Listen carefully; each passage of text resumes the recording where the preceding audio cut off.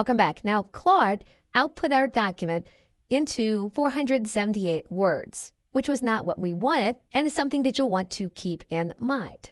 Now, there are no direct editing tools inside of Claude, and so everything that we want to do with the document, we will need to use prompts in order to do it. Claude does give us the split screen, so we can see what's happening in real time to our document as we ask for changes. And in this case, we're going to give Claude instructions, and we're going to click Enter. What you'll notice is that Claude is going to attempt to honor your request. That request is going to take place in another document. And it creates a second document or artifact that you can see on your right side menu and that you'll be able to use and download in that way. So while Claude does not necessarily give you direct editing tools, it does give you the artifact page, which allows you to see your content as you are making revisions.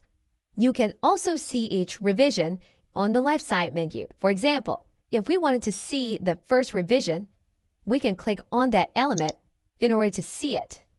And so we can toggle back and forth by clicking on the individual elements. Okay, so with that, thanks, and I will see you in another video.